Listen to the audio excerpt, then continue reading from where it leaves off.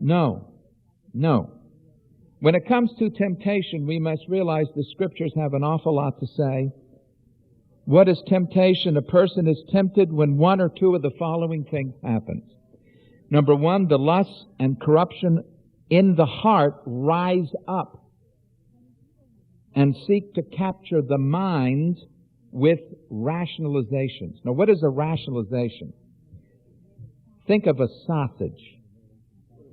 A lie stuffed into the skin of an excuse and served up as the truth. I was a pastor for 24 years. I had a lot of them sausages given to me in counseling sessions. Well, you see, I had to do it, Pastor. She was frigid. Or he was frigid. He was impotent. Or it didn't matter. The Lord led me to date this non-Christian. A lie stuffed into the skin of an excuse and served up as the truth. And you see, we rationalize. It's only my temperament. But you shouldn't have beaten your wife, man. She has a black eye. Well, I'm Irish. You see, I'm Irish. Yes. And what does that have to do with beating your wife? Well, no, that's a rationalization. And you see, we are very adept at rationalizing our sins. It's our ethnic temperament, you see. It's our background. Well, that's the way my parents did it.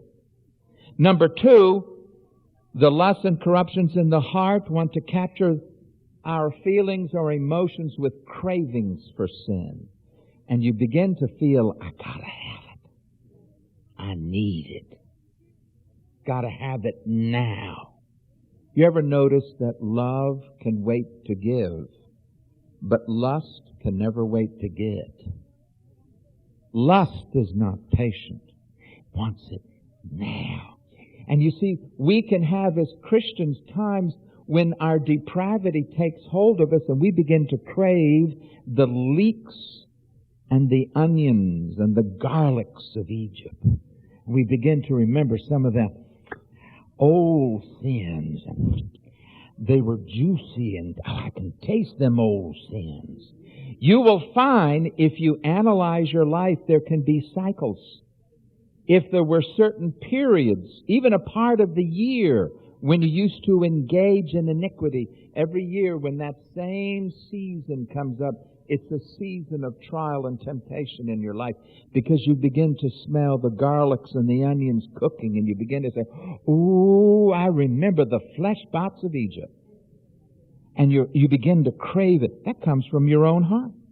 And lastly, the lusts and corruptions of your own heart begin to conquer your will with urgings to act at once.